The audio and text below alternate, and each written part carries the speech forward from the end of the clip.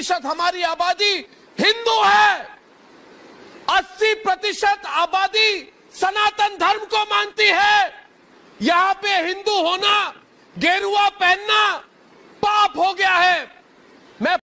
तो हम ये प्रण लेते हैं कि उस दिन पूरा साधु संत सन्यासी नागा साधु पूर्ण रूप से महाराष्ट्र का घेराव करेंगे और उस गांव को जला के राख कर देंगे। कुछ लोग इसमें आग लगाने की कोशिश कर रहे हैं। ये कोई हिंदू मुस्लिम या कोई ऐसी सांप्रदायिकता इसमें नहीं है। ये हमला जो हुआ है सांप्रदायिकता इसमें है नहीं। साथियों नमस्कार, मैं हूं नीरज पटेल और आप देख रहे हैं नेशनल जनमत। हम अपने बचने की सबील क्या करते, गवाह टूट गए थे, अपील क्या करते, जब अदालत में ही लेन देन होने लगे तुम ही बताओ बेचारे वकील क्या करते। आज ये लाइनें इसलिए बोल रहा हूं क्योंकि वरिष्ठ वकील प्रशांत भूषण ने सुप्रीम कोर्ट में अर्णव गोस्वामी मामले पर टिप्पणी करते हुए कहा, जिस सुप्रीम कोर्ट के पास प्रवासी मजदूरों की अपील सुनने के लिए एक हफ्ते तक समय नहीं है, वही सुप्रीम कोर्ट के जजेज अर्णव गोस्वामी के मामले को याचिका दायर होती है, अगले दिन सुबह 8:07 पर उसको सुनवाई के लिए लगा देते हैं। न सिर्फ सुनवाई करते हैं बल्कि देश भर में तकरीबन 24 से ज़्यादा एफआईआर दर्ज होने के बाद भी सभी एफआईआर पर रोक लगा देते हैं। न सिर्फ 3 हफ्ते की अंतरिम जमानत दी जाती है बल्कि इन 3 हफ्तों में यह भी सलाह दी जाती है कि आप अग्रिम जमानत के लिए अप्लाई कर सकते हैं। इन 3 सप्ताह तक अर्णव गोस्वामी पर किसी भी तरह की कार्रवाई पर रोक भी लगा दी जाती है।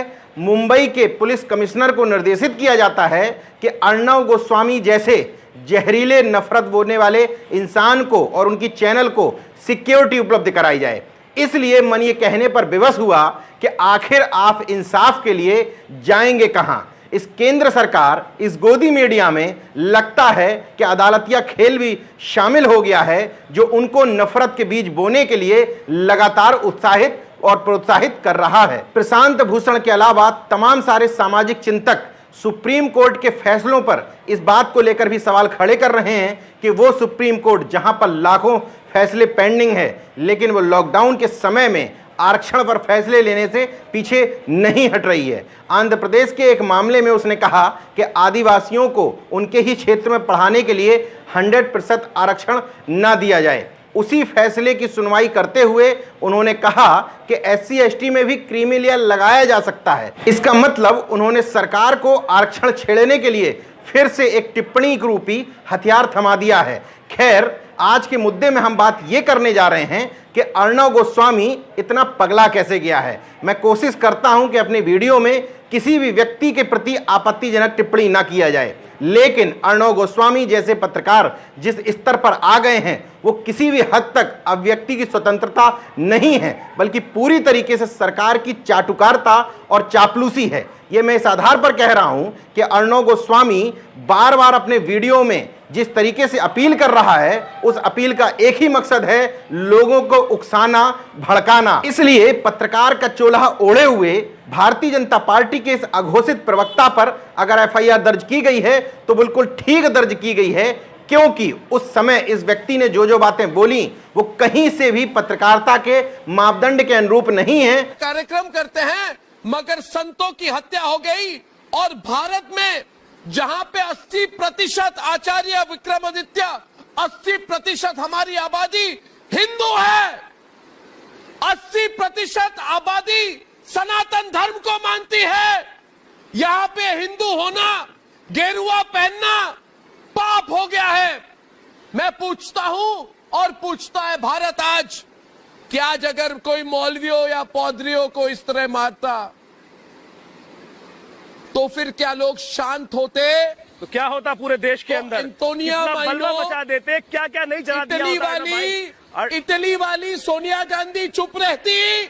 मैं पूछता हूं, अगर कोई पादरियों की हत्या करता प्रमोद कृष्णन, तो आपकी पार्टी, आप अपने आप को आचार्य कहते हैं, आपकी पार्टी और आपके पार्टी के रोम से आए हुए इटली वाली सोनिया गांधी चुप नहीं रहती। आज वो चुप है, मन ही मन में मुझे लगता है वो खुश है। बिल्कुल वो खुश है कि संतों को बिल्कुल चुप सड़कों नहीं में रहती, मारा ये जो गया, हाल चल- जहां पे उनकी सरकार है। रिपोर्ट भेजेगी वो इटली में रिपोर्ट भेजेगी। मैं बोल रहा हूं, वो इटली में रिपोर्ट भेजेगी। देखिए, जहां पे मैंने एक सरकार बना ली, वहां पे हिंदू संतों को मैं मरवा रही हूं, और वहां से वाहवाही मिलेगी उसको विक्रमादित्य की। वाह बेटा वाह, बहुत अच्छा किया सोनिया गांधी, अंतोनिया माइनो।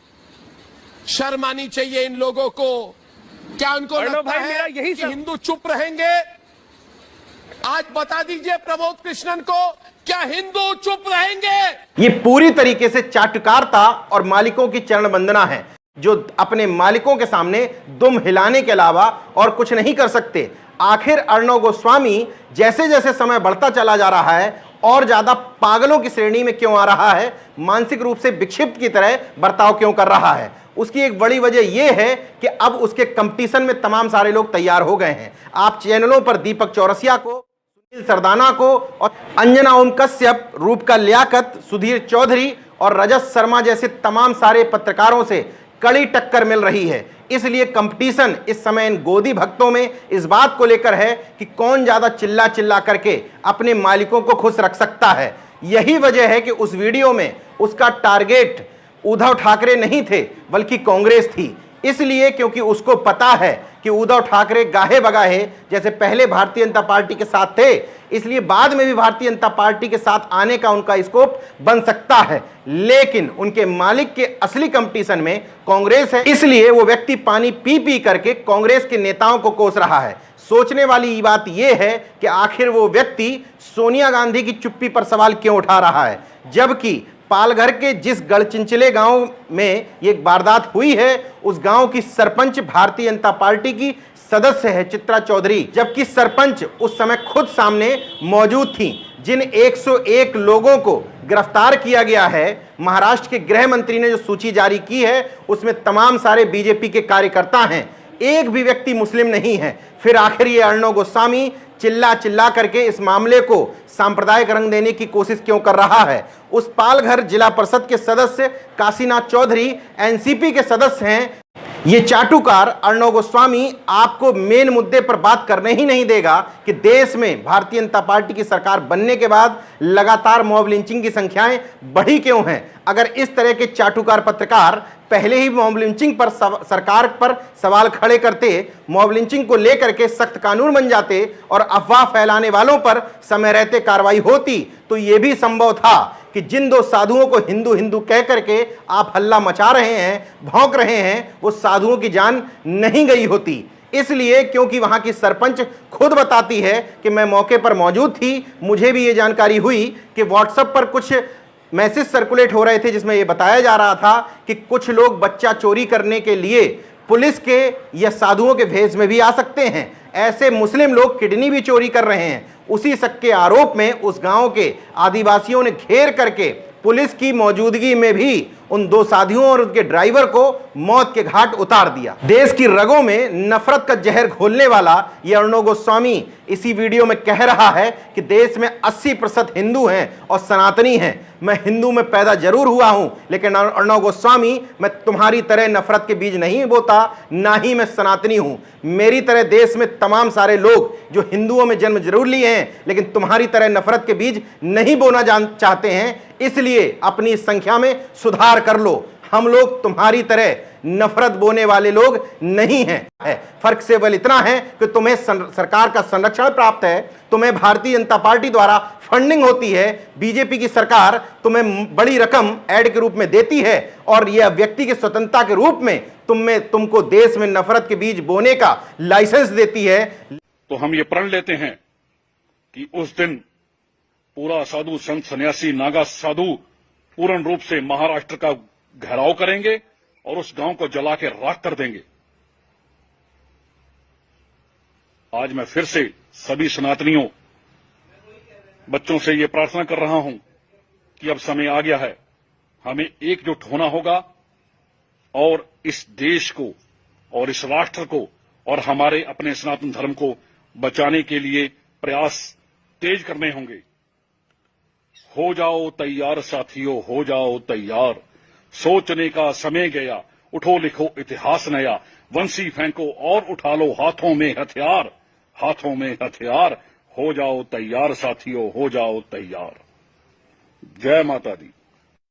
हाथ में हथियार लेकर के लोगों को हिंसा में उकसाने वाला ये अपराधी ये भी धमकी दे रहा है कि लॉकडाउन के बाद हम उस पूरे गांव को जला देंगे, लेकिन इस अपराधी की अभी तक गिरफ्तारी नहीं हुई है। ये अर्णव गोस्वामी भी बच जाएगा, इसलिए क्योंकि सारा खेल सरकार की सरपरस्ती में खेला जा रहा है, जिसमें अघोषित और अप्रत्यक्ष तौर पर अदालतें भी अपने हिस्से की जिम्मेदारी निभा रही हैं। भारतीय जनता पार्टी के राज्यसभा सांसद राजीव चंद्रशेखर के पैसे से चैनल चलाने वाले अर्णव गोस्वामी और तमाम सारे नफरतवादियों से मैं पूछना चाहता हूं कि आखिर जिन लोगों को तुम हिंदू बताते हो, जिस जनसंख्या का वो लोग कब कब हिंदू हैं, केवल वोट डालने के लिए, बीजेपी को सत्ता में पहुंचाने के लिए और तुम्हारे जैसे नफरतवादियों की नफरत फैलाने के लिए हिंदू हैं। बाकी समय में जब लाभ देना होता है आरक्षण का, जब हिस्सेदारी की बात आती है, नौकरियों की बात आती है, शासन में और सरकार में उन लोगों के प्रतिनिधित्व की बात आती है,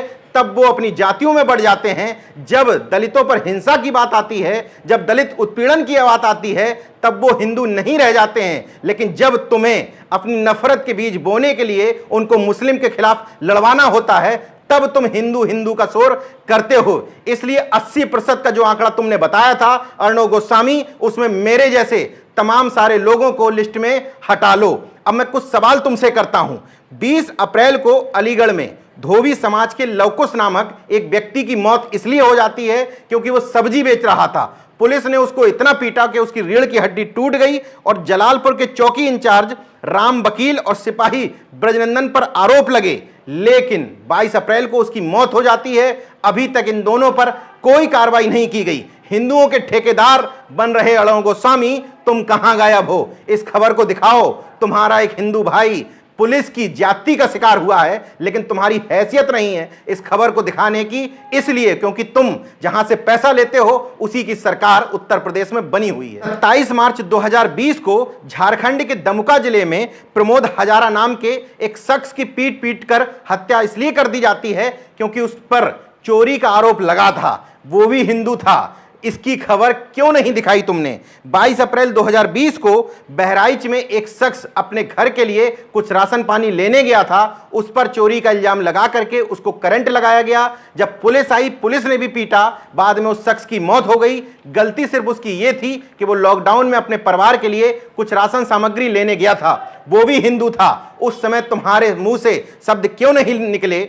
9 अप्रैल 2020 को उत्तर प्रदेश के बहराइच जिले में हैदर अली नाम के शख्स की मौत इसलिए हो जाती है क्योंकि उसको चंद्र प्रकाश विजय कुमार गोविंद ने सिर्फ इसलिए मारा पीटा था कि उसकी भैंस इनके खेतों में घुस गई थी। ऐसी तमाम सारी घटनाएं हैं। इन घटनाओं पर अगर अर्णव गोस्वामी जैसे दलाल पहले बोले होते तो निश्चित तौर पर एक सख्त कानून बन गया होता और लोगों को इस तरीके से पीट पीट कर मारा ना जा रहा होता। लेकिन ये तो सिलेक्टिव पत्रकारिता है।